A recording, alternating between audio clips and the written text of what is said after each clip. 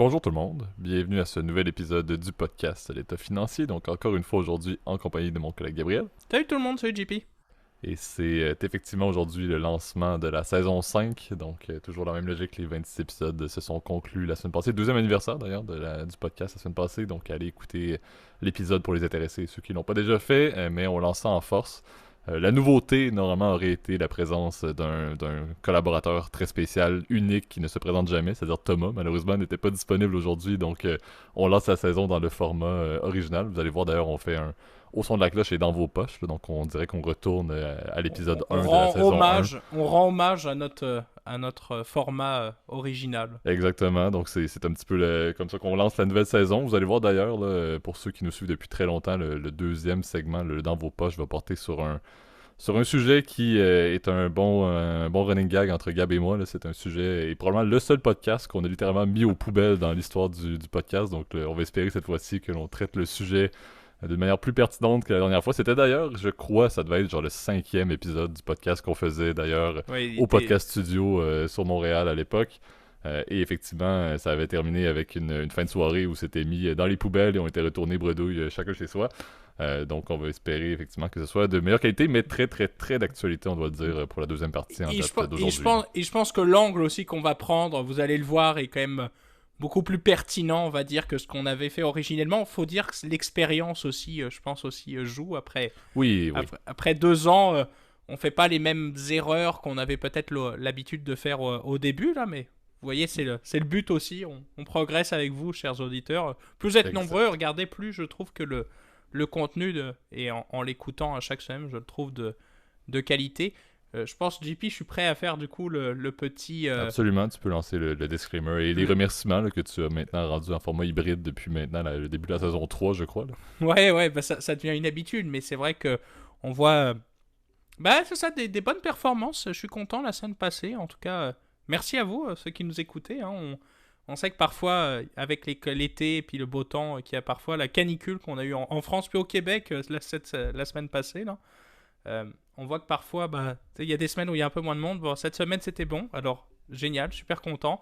Continuez à partager notre contenu et à l'écouter. Ça nous fait super plaisir de vous avoir parmi nous à chaque épisode. N'oubliez pas évidemment tout ce qu'on parle dans notre podcast. Il ne s'agit toujours que de notre opinion personnelle. Il ne s'agit pas d'une recommandation officielle de placement. Contactez un expert si vous avez la moindre question à votre sujet particulier, fiscaliste, comptable, conseiller financier, quiconque en gros est autorisé à vous émettre les dites recommandations. Lui, elle ou lui seul sera en mesure de déterminer avec vous les meilleures options disponibles à votre profil de placement. Et puis je pense qu'on est prêt donc du coup à commencer par notre premier segment. Qu'est-ce que t'en penses, JP? Absolument. Donc lançons le Au son de la cloche. C'est parti.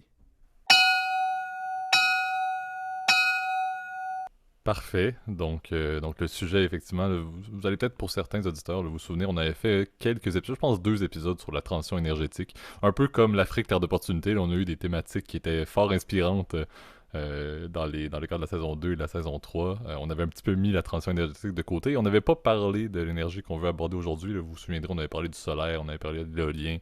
On avait également parlé de l'hydroélectricité, là, étant donné que le Québec, je maintiens le courant hydroélectrique tatoué sur le cœur là, avec notre cher Hydro-Québec.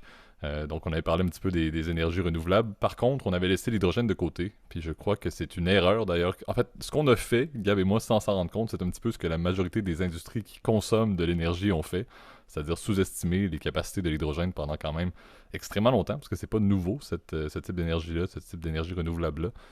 Mais c'est quelque chose qui était mis extrêmement de côté. Donc le but aujourd'hui, c'est un petit peu démystifier ça, de voir en quoi est-ce que l'hydrogène pourrait être l'énergie du futur, sachant, et la prémisse de tout ça, c'est, on sait présentement que ce qui se passe avec l'invasion russe en Ukraine, on sait que ça crée une crise énergétique quand même assez majeure pour un bassin de population assez énorme qu'est l'Europe. On sait également que les cours des commodités, entre autres, là, le pétrole, sont un petit peu, sont assez fluctuent énormément. Là. J'ai fait beaucoup de routes ce week-end et en dedans d'1 heure et demie de route entre Montréal et ma ville natale, on fait presque du 15 sous là, de différence. Donc c'est absolument ridicule pour aussi peu de routes. Ouais, c'est des histoires de taxes aussi, je pense, qui rentrent en jeu. Aussi, effectivement. Mais tout ça pour dire qu'on voit qu'il y a quand même un énorme besoin climatique et que c'est bien beau l'énergie renouvelable, mais il y a toujours quelque chose de caché à l'intérieur de ça qui fait en sorte qu'on crée du renouvelable, on crée de l'éolien presque, mais en mettant des fans qui sont faits avec du charbon. Tu sais, c'est pas avec du charbon, mais qui sont tu sais, tirés avec de l'énergie fossile en arrière. Là, on sait qu'il y a beaucoup de problèmes avec est-ce que l'énergie renouvelable est réellement renouvelable. Et je pense que c'est un débat lié à l'hydrogène également. Donc on va parler des trois strates de l'hydrogène, qui est le gray hydrogen, le blue hydrogen et le green hydrogen. Donc on pourra faire une petite distinction là-dessus. Mais concrètement, c'est de voir quel est le potentiel de l'hydrogène. J'ai d'ailleurs un ami qui travaille dans ce monde-là et qui étudie beaucoup. Gab, d'ailleurs, tu as fait aussi beaucoup de recherches là-dessus, donc ça va être assez intéressant d'en parler davantage. Là. Mais je pense qu'il y a un fort potentiel là-dessus. Je pense que c'est une énergie qui était un petit peu moins connue, qui, encore une fois, n'est pas, et ça c'est mon avis, puis je te laisse Gab en parler un petit peu plus par la suite, là, mais mon avis à la base, c'est je ne crois pas que l'hydrogène a nécessairement eu une mise en valeur énorme parce que ça peut pas compenser au même titre le besoin de la fameuse power grid. Là. C'est pas massif. Ça peut venir se joindre à une partie ou venir combler une partie du besoin en énergie d'un pays ou par exemple de l'Union européenne si on parle plus large. Mais ça ne vient pas combler, ça peut pas devenir la source d'énergie numéro un. C'est quand même assez complexe de profiter de l'hydrogène et d'utiliser l'hydrogène au-delà, par exemple, du transport. On sait que le transport, c'est quelque chose qui a commencé, puis Gab, t'as toujours ri avec le fait qu'il y a peut-être deux pompes à hydrogène à travers le Québec. Là. Donc, il y a du travail à faire là-dessus, mais tout ça pour dire que les véhicules, on peut parler des autobus, il y a quand même beaucoup de moyens de transport qui pourraient se virer vers l'hydrogène au lieu d'aller vers l'électrique, par exemple, et bien évidemment vers la combustion, là, avec l'énergie fossile et le pétrole. Mais je pense qu'il y a quand même beaucoup de possibilités. Maintenant, quelle est la suite? Quelle est la distinction dans les trois hydrogènes? Parce que du gray hydrogen, est-ce que c'est vraiment bien? Est-ce que c'est renouvelable? On va dire que non. Là. Mais je pense qu'il y a quand même une bonne distinction à faire et il y a quand même beaucoup d'analyses à faire, surtout sur le côté également géopolitique. Là. Donc ça reste un haut son de la cloche, mais je crois qu'il y a beaucoup d'aspects qui sont en ligne de compte qui vont amener vers, espérons-le, une ascension de l'hydrogène là, dans les prochaines années. J'espère qu'un jour on pourra en faire même un segment à l'instant économie, hein, parce que c'est une thématique qui est extrêmement prisée ces derniers mois. Je trouvais ça drôle quand tu as proposé le sujet, JP, parce que j'ai fait moi-même un peu des recherches en fait sur cette industrie-là. Je vais être très franc avec vous, je connais pas non plus tout ce qui se fait dans l'hydrogène. Ne nous critiquez pas si c'est pas exactement d'ailleurs ce qu'on dit et pas exactement, je dirais la vérité officielle. Je dirais, je suis pas, on n'est pas scientifique, surtout moi, je te dirais, mon cher JP. Euh, D'abord, un point important, c'est vrai que l'hydrogène, c'est le dihydrogène, hein, d'ailleurs, au passant. C'est vrai que souvent les gens font la distinction, en fait, ne comprennent pas la distinction, c'est qu'en fait, l'hydrogène, c'est un atome, c'est pas une molécule. Hein. La molécule, en fait, qui permet, en fait, d'utiliser comme source d'énergie, c'est le dihydrogène. Donc, c'est une liaison entre deux atomes d'hydrogène, tout simplement. C'est peut-être la molécule, d'ailleurs, la plus simple qu'on puisse trouver dans la nature, en fait, la plus simple, entre guillemets, en termes de nombre de liaisons. Hein. Ça rappellera le cours de chimie à ceux qui sont actuellement au lycée ou ceux qui ont fait le lycée il n'y a pas si longtemps. Là, ça me rappelait ça, en tout cas. Et donc, le dihydrogène, ce qui est intéressant, c'est qu'effectivement, c'est un combustible qu'on va dire qui était déjà qui est très inflammable, donc qui permet en fait d'utiliser l'énergie de manière assez efficiente. Faut rappeler par contre que et là je vais faire le shortcut rapide, l'hydrogène, c'est que c'est pas une source d'énergie. En fait, c'est un moyen pour transporter de l'énergie, mais en soi, ce n'est pas une source d'énergie. Parce que l'hydrogène, en fait, pour le fabriquer, il faut faire une hydrolyse. Donc, c'est une opération qui consiste, en fait, à partir d'une source énergétique, comme par exemple de l'électricité. C'est le cas, par exemple, pour l'hydrogène vert, qui, en fait, produit, en fait, à partir d'énergie renouvelable. Donc, par exemple, l'éolien, le solaire, l'hydroélectrique par exemple. Ça c'est ce qu'on appelle de l'hydrogène vert. Donc ça passe dans on injecte de l'eau, on le fait passer dans une machine qui consomme énormément d'électricité et ça crée en fait cette espèce en tout cas d'hydrogène qui peut être soit gazifié ou soit liquide. Bon, c'est sûr que dans le cas pour simplifier le transport, évidemment, c'est liquéfié. Et c'est ce genre de truc qui permet en fait de faire fonctionner par exemple des voitures, permet de faire fonctionner des bus. Je vois effectivement un potentiel pas mal en fait de cette technologie-là en fait.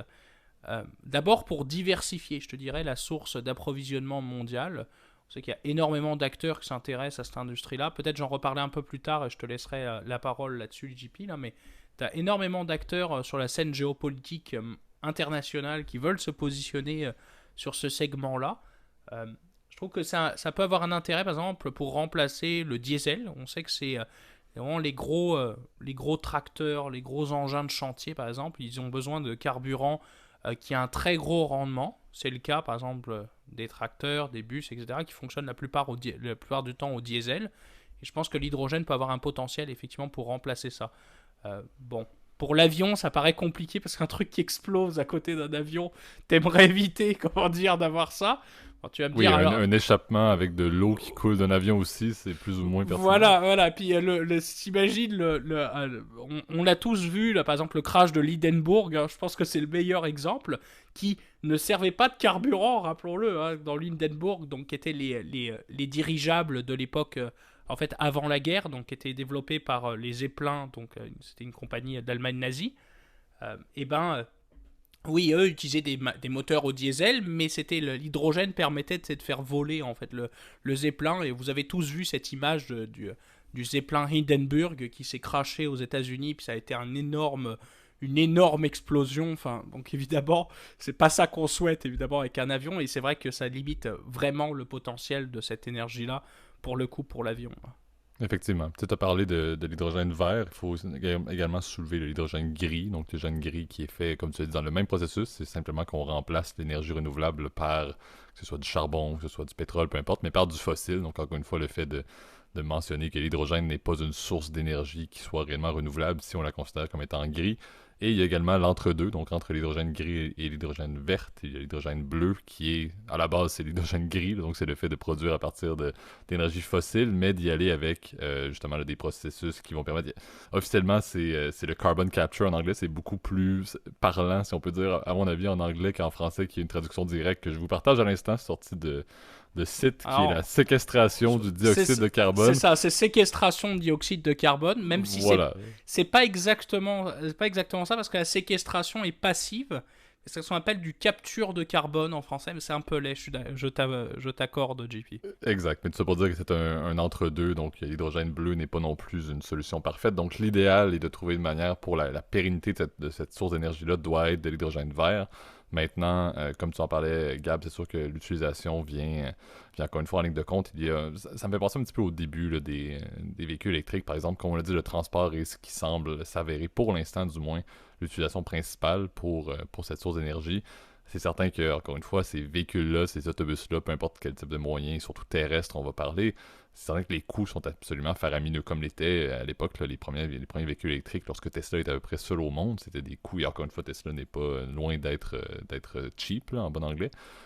Donc effectivement, là, on voit que l'utilisation reste limitée présentement, mais je vois beaucoup, et c'est peut-être là, Gab, on peut virer là, au-delà de l'aspect énergétique et de l'aspect de cette ressource-là vers eh bien, l'aspect géopolitique. Là. Je pense que l'enjeu qu'on connaît présentement, c'est qu'encore une fois, il y a des pôles qui se créent. Et encore une fois, pour nos amis qui nous écoutent de l'autre côté de l'Atlantique, en Europe, l'Europe est reconnue présentement comme étant relativement d'avance en termes de stratégie liée à l'hydrogène, devant la Chine d'ailleurs.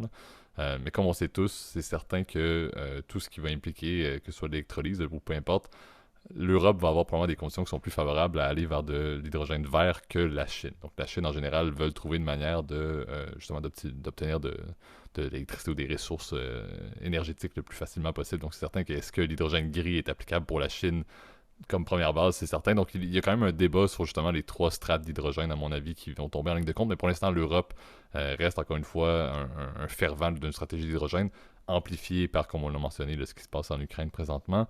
La Chine, numéro 2, on a encore une fois beaucoup... J'étais intéressé de lire d'ailleurs sur l'Afrique. Donc l'Afrique a quand même pris un penchant assez intéressant au niveau de l'hydrogène, justement, là, avec la Africa Green Hydrogen Alliance, qui est le Kenya, l'Afrique du Sud, la Namibie, l'Égypte, le Maroc et la Mauritanie, qui ont fait une alliance justement pour développer leur capacité liée à l'hydrogène. Encore une fois, toujours en lien, l'Afrique surtout avec l'exportation. L'Europe, on sait qu'ils ont un besoin assez majeur d'importation justement de cette ressource-là sous forme liquéfiée, tu le mentionnais, Gab. Et il y a également l'Australie. Donc l'Australie, on sait que Gab, tu n'aimes pas quand je mentionne ce pays, là, de par, encore une fois, ta haine des fameux... Avec les sous-marins! Les fameux sous-marins, là, on en parlait cette semaine, là, donc je m'en excuse de le mentionner, mais l'Australie s'en sort plutôt bien en mode exportation également. Là, En fait, il y a des gros partenariats qui sont en train d'être développés. Je pense entre autres entre les Pays-Bas, le port de Rotterdam devrait accueillir énormément de bateaux si ça se concrétise. en provenance de l'Australie avec justement là, de l'hydrogène liquéfié. Donc, c'est une autre forme, encore une fois, c'est ce qui est beau. C'est, encore une fois, je suis un fervent là, des affaires internationales, donc la beauté là, du réseau de transport d'énergie, comme c'est le cas. Là, je trouve ça beau que l'hydrogène quand même amène des nouveaux partenariats, encore une fois, de partout dans le monde, encore une fois. Je trouve ça intéressant, mais je trouve encore plus là, le besoin de dire, ben, n'importe quelle source d'énergie qu'on peut obtenir pour l'Europe présentement pour justement empêcher et réduire cette dépendance-là avec la Russie qu'on a maintes fois là, déplorée là, pour l'impact que ça a directement sur, au final, ce qui se passe sur le territoire ukrainien. Je pense que l'avènement de l'hydrogène dans la fameuse stratégie européenne est absolument clé. C'est très beau parler du nucléaire, etc. Je pense que c'est des solutions, mais je crois que l'hydrogène doit vraiment tomber dans la ligne de compte, tomber dans la fameuse power grid en ayant un pourcentage là, qui est justifiable et pertinent. Je pense que ça vient beaucoup plus correspond à une transition énergétique en plus d'un changement dans l'utilisation de l'énergie. Je pense que c'est une transition qui est pertinente plutôt que de juste prendre du bon vieux gaz naturel liquéfié qui vient par exemple du Canada. Je pense qu'il y a une pertinence à aller vers l'hydrogène, à mon avis, beaucoup plus que d'aller vers du gaz naturel et de repartir les bons vieux réacteurs nucléaires, par exemple, en Allemagne, qui avait fait un tri complètement là-dessus. Après, c'est là où je pense qu'on va s'opposer, et c'est pour ça qu'heureusement qu'on l'a pas appelé de place au débat, parce que c'est là où j'ai plutôt mes réserves, en fait, au niveau de cette industrie-là. C'est qu'encore une fois, voyez, en fait, l'hydrogène comme un carburant, en fait, comme de l'essence, en fait. C'est un truc qui permet d'utiliser, en fait, de transporter de l'énergie, mais ce qui véritablement fait l'énergie, en fait, c'est l'hydrolyse. Et l'hydrolyse, elle, ce qui importe, c'est d'où elle est fabriquée, quelle est sa source d'approvisionnement. Parce que si on ne fait que déplacer le problème du gaz naturel vers une hydrolyse, par exemple, tu l'as bien dit, avec de l'hydrogène gris, ben en fait, on n'a rien éliminé du problème, on l'a juste déplacé. C'est juste qu'on a transporté l'hydrogène, on l'a raffiné, en fait, entre guillemets, avant. C'est la même chose, en fait. Et c'est un peu ça. Mais les réserves que j'ai à propos de l'industrie de l'hydrogène, c'est ça, c'est que, à moins que ce soit de l'hydrogène vert, qui pour le coup est très cher, hein. On sait qu'aujourd'hui, c'est pas rentable, hein. Les coûts d'énergie sont quasiment 6 fois plus élevés que ton prix à la pompe que tu payes pour de l'essence aujourd'hui. Si on voulait y aller avec les mêmes consommations. Donc c'est évidemment pas acceptable à ce prix-là de payer un litre d'essence. Les gens se plaignent déjà du litre d'essence ici au Québec. On parle à 2 dollars le litre, ce qui est quand même pas très cher par rapport à ce qu'on connaît certains autres pays européens, hein, qui sont à peu près à 2 euros le litre, donc à peu près 2,30 dollars dans ces eaux-là, ce qui fait quand même 15% de plus. Donc, est-ce que les gens vont être prêts à payer 10 dollars le litre pour le litre d'hydrogène, enfin l'équivalent énergétique? Je suis assez confus, puis je pense que ça, évidemment, ça sera pas viable pour le moment. La question est évidemment à quelle échelle on va le développer, quelle est la stratégie évidemment est-ce qu'on le voit comme quelque chose pour diversifier l'approvisionnement énergétique mondial? Ça peut être une solution. On sait par contre que de l'autre côté, l'Union européenne a interdit à partir de, je crois, 2035 la commercialisation de nouveaux véhicules qui sont avec des moteurs thermiques, donc plus d'essence à partir de 2035 pour les véhicules neufs. Évidemment, les véhicules d'occasion seront toujours évidemment disponibles, et puis il y aura encore des pièces, je pense, pour assez longtemps. Et mon petit doigt me dit personnellement que en 2035, on ne sera évidemment pas prêt. Je pense qu'il y a plus un attrait, on va dire, politique, je dirais, d'enjeux, on va dire, de greenwashing, on va dire ça comme ça. Parce que, évidemment, toute l'industrie dit qu'évidemment qu'on n'est pas prêt, il n'y a pas de borne, il n'y a pas d'approvisionnement énergétique de source, hein, qui fait qu'on peut faire rouler ces véhicules électriques. Et la même chose est pour l'hydrogène. Alors l'hydrogène, ce qui est bien par contre, c'est que ça va permettre de diversifier l'approvisionnement. On sait que, tu l'as bien dit, JP, certains autres pays, on va dire, qui n'étaient pas riches en ressources naturelles, ont pour le coup un potentiel hydrogène important. Maroc, Australie, qui pour le coup au début n'étaient pas du tout des producteurs énergétiques. Le Chili aussi, en Amérique du Sud, qui a un énorme potentiel. Je vous invite d'ailleurs à lire un rapport qui a été publié par l'IRENA, c'est l'association internationale des géopoliticiens spécialisés dans l'hydrogène. C'est très, très pointu, je vous l'accorde, mais très intéressant. Il y a énormément d'informations disponibles aussi sur le potentiel, en tout cas, de cette technologie-là. Bon, c'est un bon 130 pages, donc si vous avez vraiment du temps à perdre, je vous invite à le faire, là, mais c'est quand même très intéressant, puis ça complétera peut-être ce qu'on a résumé, en fait, plus aujourd'hui. Et voilà, pour moi, mon état de réflexion. Je pense que on faut encore le voir comme une espèce de source de carburant et non comme une source énergétique où pour le coup, bah, le nucléaire va avoir encore sa pertinence en fait en Europe, Mhm. malheureusement et même heureusement parce que moi vous pouvez vous lyncher dans les commentaires si vous voulez, moi je suis partisan de l'énergie nucléaire. Je trouve que c'est une ressource qui est hyper intéressante, qui est bien, si elle est bien exécutée dans des critères de sécurité, on va dire évidemment très importants, pas ce qu'on a connu par exemple, si vous avez vu la série Tchernobyl où c'était des singes qui géraient la centrale, bon bah c'est clair ça peut pas marcher, mais des accidents sont quand même très rares, ils sont quand même assez limités. Euh, bon, les gens ils diront oui il y a eu Fukushima, oui bon il y a quand même eu un tremblement de terre au-dessus de la centrale, enfin à un moment donné, c'est malheureux, mais c'était peut-être pas bien conçu dès le départ, donc c'est tout un cadre de réflexion. Je pense que l'hydrogène va être en gros une source de calme dans la tempête géopolitique qu'on voit aujourd'hui, puis peut-être une source de diversification de l'approvisionnement. Exact. Puis, tu sais, je pense que pour conclure là-dessus, là, ce qui est intéressant, c'est le plus de pays qui vont développer une stratégie liée à l'hydrogène, que ce soit dans leur utilisation ou, encore une fois, importation ou exportation. Je pense que ça va encore une fois aider à ce que les coûts soient réduits. Plus il y a d'adoption, ben, plus les coûts devraient également se normaliser. Donc, c'est intéressant à ce niveau-là. Présentement, en 2022, c'est vrai qu'il y a encore des complexités, il y a encore beaucoup de coûts à faire sur l'échiquier mondial, là, de justement des pays qui vont s'y intéresser, mais je pense qu'il y a un positionnement qui est quand même assez intéressant. C'est beau de voir, encore une fois, l'Europe qui prend le lead sur quelque chose d'énergétique. Ça fait, à mon avis, extrêmement longtemps que ça n'a pas été le cas. Et comme on l'a dit également, le fait que le continent africain a de la capacité de développer de l'énergie, je pense qu'il y a également un très bel intérêt là, pour le développement du continent. Donc, je vois ça comme étant en 2022 très limité, mais qui sait où est-ce qu'on en sera dans 5 à 10 ans. Et on espère bien évidemment avoir l'occasion d'en reparler à l'avenir et surtout s'il y a des grandes transactions, des grands accords qui sont signés dans les prochains mois, là, justement liés à des transitions énergétiques à l'échelle internationale, surtout en Europe. Donc passons maintenant à notre deuxième segment, le segment Dans vos poches. Parfait. Donc je l'ai moussé un petit peu. Là, encore une fois, vous savez un petit peu où est-ce qu'on s'en va pour ceux qui sont là depuis déjà plus de 100 épisodes. Là. Donc, on refait le segment taux fixe versus taux variable au niveau des taux hypothécaires.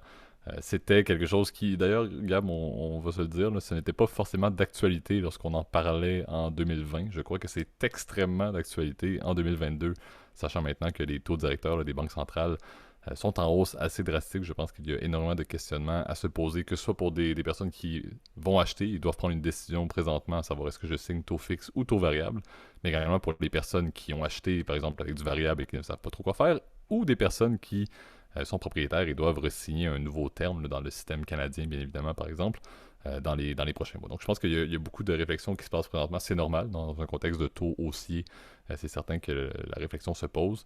La prémisse, et encore une fois, je vais faire ça très simple, je pense qu'on avait passé beaucoup trop de temps dans l'autre segment à expliquer la différence entre un taux fixe et un taux variable, donc je vais faire ça très brièvement et on pourra tomber peut-être par la suite dans des réflexions un peu plus concrètes là, de l'impact et de qui devrait s'intéresser à un taux fixe par rapport à un taux variable. Donc, pour faire simple, si on parle encore une fois, je vais m'exprimer selon le système canadien. Donc, dans le système canadien, en général, on fait des hypothèques qui sont sur 25 ans, mais on a la chance de pouvoir signer des tranches hypothécaires. Donc, le classique, c'est un 5 ans. Donc, je signe mon hypothèque, je suis présentement propriétaire.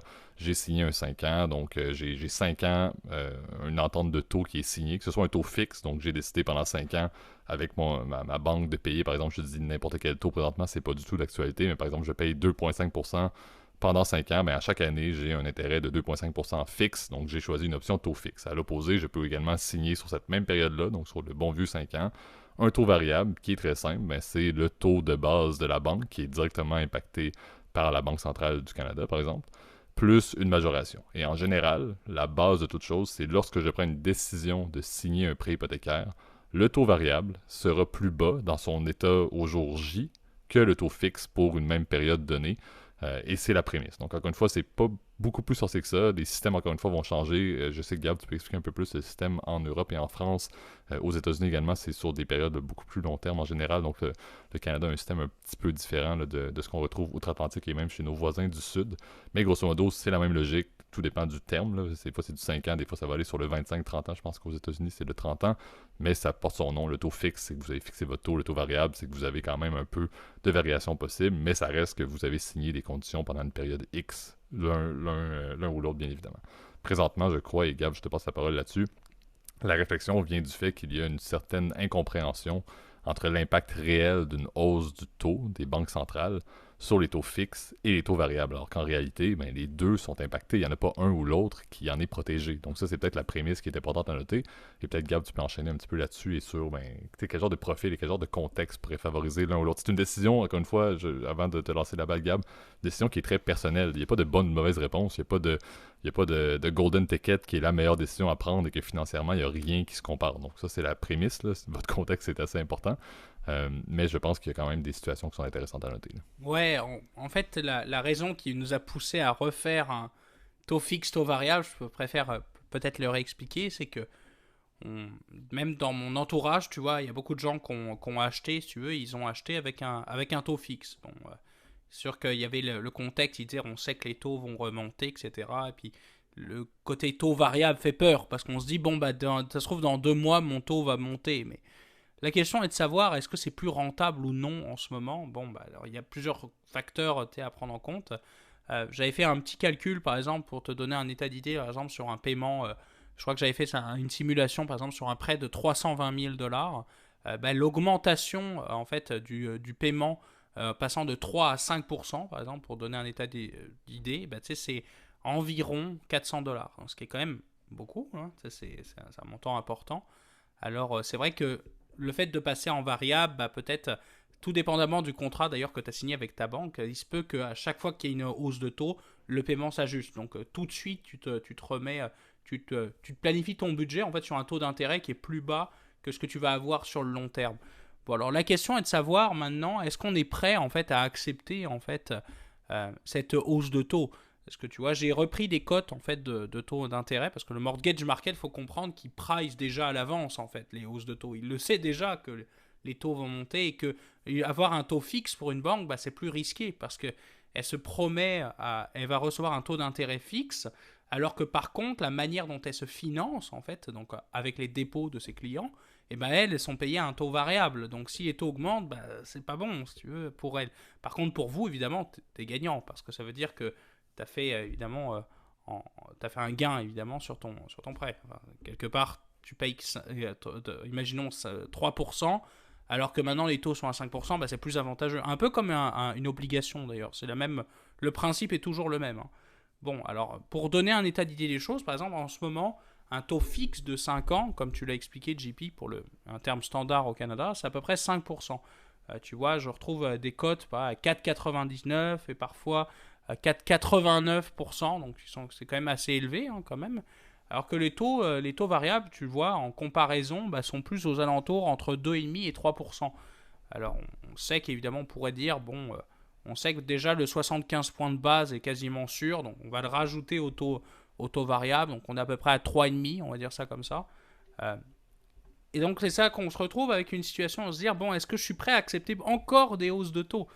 Moi, mon petit doigt me dit que, bon, alors avec ce qu'on avait parlé dans les autres scénarios, dans les précédents podcasts, avec potentielle stagflation, récession, etc., qui se profilent à l'horizon, est-ce que les hausses de taux vont être à l'infini sur des mois et des mois?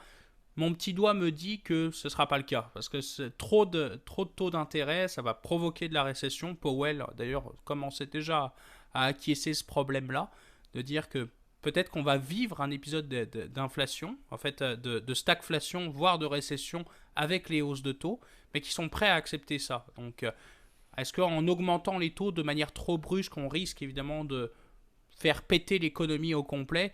Je pense que ça peut être une probabilité. Et si tel est le cas, la Fed suspendra les hausses de taux pendant quelques temps. Mais c'est encore une fois, c'est plus un bet, tu vois. Et c'est là où je le mettrais. Est-ce que je suis prêt à risquer en fait ce 2,5% de marge, parce que c'est quand même assez important, juste, comment dire, pour essayer de timer les décisions de la Fed. À mon avis, ça me paraît quand même assez risqué. Hein.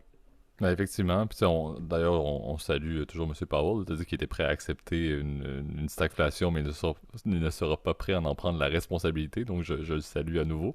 Après des mois, on le répète à chaque fois qu'on parle de Powell, là, mais j'avoue que je ne suis pas son plus grand défenseur. Ce qui est drôle, c'est qu'on était censé avoir une en tout cas une inflation temporaire, bon, finalement, Oui, non, c'est- finalement, c'est la fin du monde. Mais bon.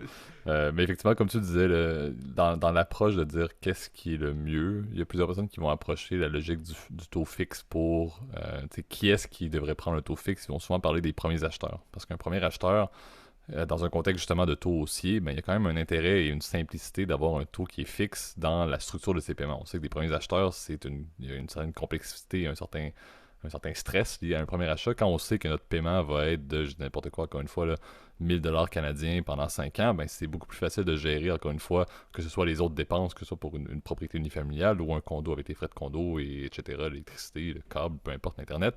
Il y a quand même une facilité à avoir un taux fixe. Donc certains vont dire, peu importe la logique, dans un contexte de taux haussier, des personnes qui vont être prêtes à payer le taux fixe et payer justement le fait que lors de la signature, le taux va être plus élevé que l'équivalent variable pour le même terme de 5 ans, comme on donne en exemple depuis tout à l'heure, ben au moins c'est peut-être plus simple juste pour la flexibilité des premiers acheteurs dans la gestion de leur budget en tant que nouveau propriétaire. Par contre, en contrepartie, c'est certain que la logique du taux variable est extrêmement pertinente pour des personnes qui ne vont probablement pas vouloir conserver leur hypothèque, si on parle encore une fois du contexte canadien, pour une période de 5 ans. Donc si j'ai signé mon terme de 5 ans et que j'ai signé taux fixe, la grosse difficulté, c'est que signer taux fixe pendant 5 ans, tu dois payer une pénalité. Et la pénalité que je vais devoir payer de taux fixe pour 5 ans avant le fameux terme, là, devrait être plus élevée que l'équivalent pour un taux variable qui est souvent juste une pénalité de quelques mois d'intérêt là, de mémoire. Donc il y a quand même une pénalité là, pour les deux, que ce soit fixe ou variable. Mais en général, si je suis un acheteur et que je sais pertinemment que ma propriété, je ne la garderai pas pour les 5 ans que j'ai signé dans le contexte canadien, ben le variable est clairement de mise. Sinon, ben effectivement, il y a l'autre approche des personnes qui veulent, par exemple, payer très rapidement leur hypothèque, donc faire des contributions supplémentaires pour réduire le capital périodiquement au montant presque maximal qui est autorisé par l'institution financière. Mais c'est certain qu'encore une fois, la même logique, le variable est peut-être favorable au taux fixe par le fait que ben, sur papier, vous payez moins cher au jour J de la signature. Mais encore une fois, je pense qu'il n'y a pas de science exacte liée à ça. Je pense que c'est un concept, puis c'est un petit peu l'approche qu'on avait lors de notre première discussion là, dans la saison 1. Ça semble très simple, mais c'est une décision qui est extrêmement complexe. Et je viens rajouter un astérisque dans tout ça. Lorsqu'on a un taux fixe, moi je vois ça comme étant la paix d'esprit. Je suis détenteur d'un prêt à taux fixe, donc je suis quelqu'un qui a prôné la paix d'esprit. À l'époque d'ailleurs, avant la hausse des taux, donc c'est certain que c'est un autre contexte. Mais c'est surtout le fait de dire, ben tout est réglé. Lorsqu'on tombe dans un taux variable, il y a quelque chose qui implique beaucoup d'assiduité de la part des acheteurs, de faire attention aux hausses, de lire sur les hausses, de voir l'impact réel sur leur taux, de suivre ce qui se passe avec leur prêt hypothécaire, ce qui n'est pas vraiment dans l'intérêt de tout le monde. Et plusieurs personnes, des nouveaux acheteurs, vont choisir l'option de taux variable dans la logique que c'est moins cher sur papier et vont se baser sur le fait que c'est leur institution financière qui va les contacter si jamais ça augmente, qui va les contacter si jamais c'est favorable de changer du variable et le taux fixe, et ce n'est c'est vrai. tellement pas vrai. C'est tellement pas une Exact. bonne approche. Donc, moi, je vois vraiment la grande réflexion au-delà du taux, au-delà de ce que vous êtes un premier acheteur, vous allez vendre avant 5 ans. OK, oui, il y a ces barèmes-là qui sont pertinents à aborder, mais c'est beaucoup de dire, est-ce que vous allez vous intéresser à votre prêt? Est-ce que vous allez regarder qu'est-ce qui se passe? Est-ce que vous allez voir Powell se présenter un mercredi midi pour vous dire qu'il augmente le taux à une quantité absolument déraisonnable de par son inaction depuis beaucoup trop de mois? Je ne pense pas. Et c'est là où on se retrouve avec des personnes qui vont se ramasser avec des prêts variables qui ne vont pas suivre et qui va avoir eu une perte de contrôle complète, et que ces personnes-là auraient dû être accompagnées peut-être vers une transition, vers un taux fixe ou quoi que ce soit, mais ils ne l'ont pas fait et ils sont un petit peu pris avec ça. Donc je vois le taux variable comme étant, il faut s'intéresser à notre propriété. Pas juste à notre propriété de qui j'ai repeinturé les murs et j'ai acheté du mobilier. Il faut s'intéresser à notre prêt. Et je travaille en finance et personnellement, je ne m'y intéresse pas du tout à mon prêt. Moi, oui, je suis en taux fixe, mais ça se perçoit de mon compte. Je suis bien content. C'est cet je n'y pense même pas. Et je travaille en finance. Mon intérêt est tellement modique pour le côté hypothécaire que je me dis, une personne qui signe variable doit s'y intéresser, doit lire ses papiers, doit regarder presque à chaque nouvelle annonce présentement dans un contexte de taux aussi au niveau des taux directeurs, doit se connecter sur son application bancaire et regarder quel est maintenant son taux réel et prendre une décision à chaque nouvelle annonce. Et à mon avis, si on regarde les personnes qui sont détenteurs de taux variables, il y en a 75% des personnes, facilement à mon avis, qui ne se posent probablement pas les bonnes questions à chaque nouvelle hausse.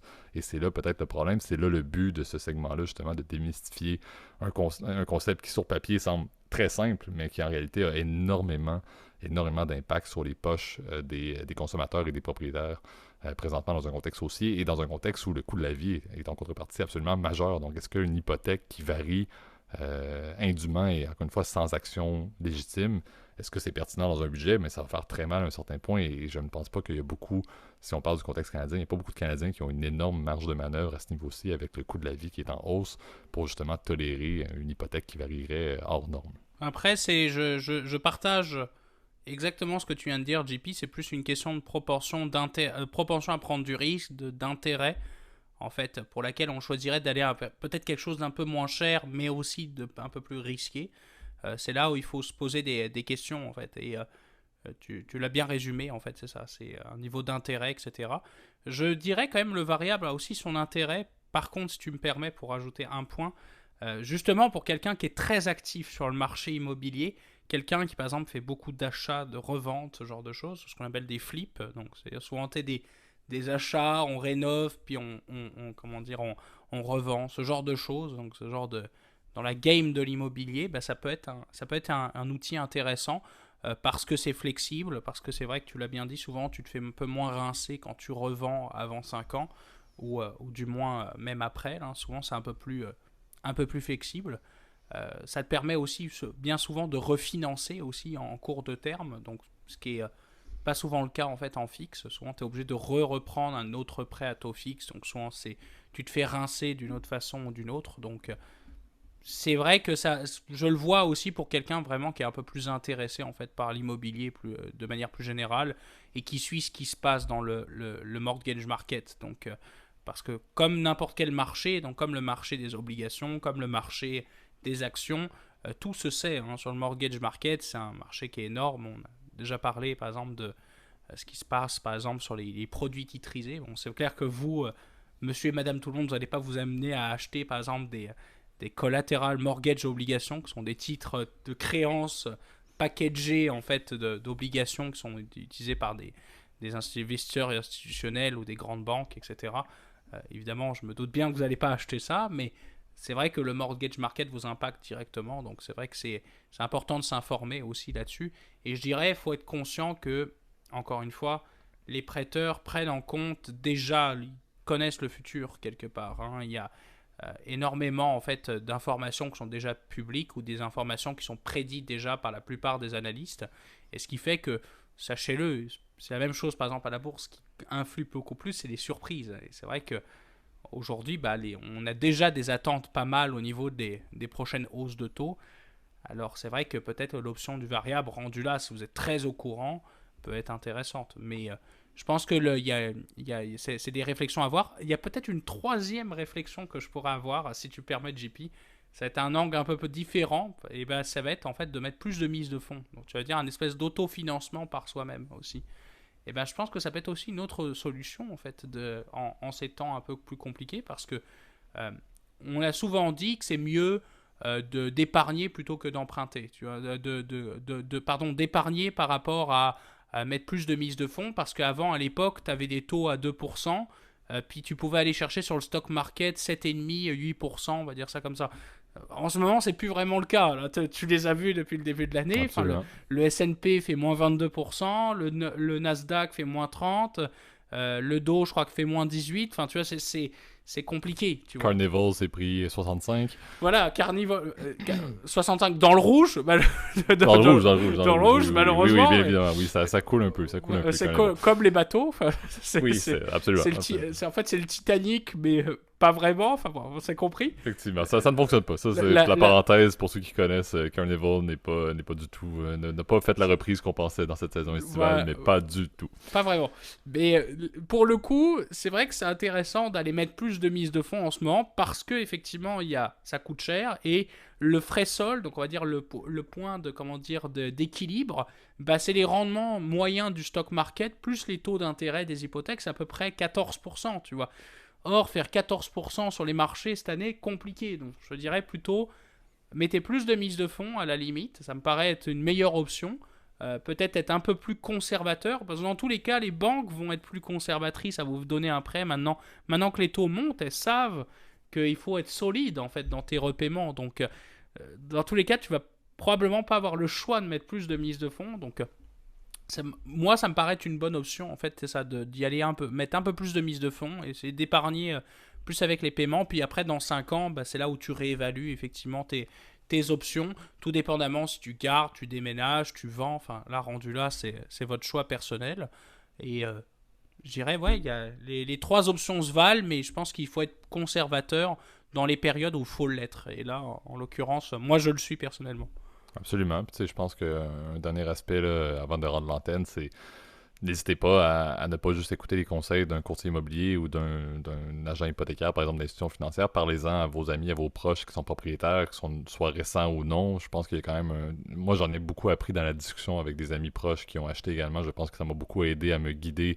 Et Gab, t'en as fait partie d'ailleurs lors de mon achat. Donc, je pense que c'est très, très, très important de parler avec des personnes qui ont différentes expériences. Tu l'as dit, en un an, le contexte a complètement changé entre à l'époque où on parlait mettez le moins possible de mise de fonds parce que, encore une fois, le financement était absolument à faible coût et maintenant, un an plus tard, on se retrouve dans un contexte complètement renversé où c'est mettez le plus de mise de fonds. Il y a des personnes qui ne s'y retrouvent plus trop. Donc, parlez-en, je pense que c'est un des éléments clés. Oui, avec des experts, mais aussi avec des proches, des amis. Je pense qu'il y a beaucoup d'éclaircissements que vous pourriez obtenir de cette manière-là. Donc, c'est ce qui complète ce premier épisode de la saison 5. Donc, merci à nouveau, Gab, pour ta participation. Merci d'ailleurs, là, je fais aussi mon petit mot rapide là, sur les écoutes. Là, donc, c'est toujours super intéressant, super motivant là, de maintenir le podcast, là, toujours avec son côté là, très vulgarisation financière. Malgré, et au Canada, on était dans la grande période des fêtes nationales, que ce soit la fête nationale du Québec qui était le 24 ou la fête nationale du Canada qui était le premier. Donc, ce n'était pas la période, et c'est le 4th of July demain aux États-Unis. Donc, ce n'est pas la période en Amérique du Nord qui est la plus notoire pour les grands mouvements et les grands événements financiers, ce qui est tant mieux. Tout le monde est un petit peu en vacances à se faire des barbecues, donc très bien pour tout le monde, une bonne pause méritée, mais je pense qu'on a pu justement créer du contenu quand même assez intéressant ces 2 dernières semaines. Donc merci Gab pour ça, merci pour tes propositions d'ailleurs, alors que j'étais pas seulement occupé dernièrement. Et également, là, je te laisse si tu veux faire le mot de la fin au niveau de où est-ce qu'on peut le retrouver. Sinon, je peux le continuer. Là, j'ai commencé, donc pourquoi pas poursuivre. Mais effectivement, là, vous pouvez nous retrouver sur YouTube comme toujours. Donc YouTube reste, à mon avis, notre plateforme clé là, pour justement aller, avoir des notifications. Donc aller vous abonner à la chaîne, aller mettre des likes, aller commenter encore une fois s'il y a quoi que ce soit au niveau de nos commentaires là, ou des questions qu'on a posées que vous auriez également l'intérêt à partager votre opinion, aller également poser des questions, aller aussi proposer des sujets, on le mentionne souvent, là, mais c'est un excellent moyen. D'habitude, on est très bon pour être extrêmement réactif à faire des sujets dans les épisodes subséquents.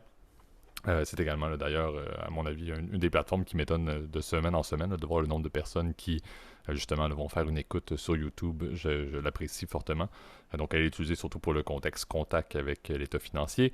Et sinon, comme toujours, vous pouvez nous retrouver sur l'ensemble des plateformes de podcasts, principalement là, le fameux Apple Podcast, Spotify et Overcast, les 3 principales. Ces plateformes-là, comme vous le savez, là, surtout pour l'écoute, allez mettre les étoiles ou le système de like, ou peu importe, là, ça aide énormément pour le référencement. Et à nouveau, là, merci pour vos écoutes, c'est super apprécié, surtout dans la saison estivale qui est la saison des vacances. Donc on apprécie les personnes qui nous écoutent pendant le travail, mais qui nous écoutent également en vacances. Merci Gab pour ta présence et je souhaite à tout le monde une très belle fin de semaine. Super belle conclusion, bonne semaine à tous. Salut.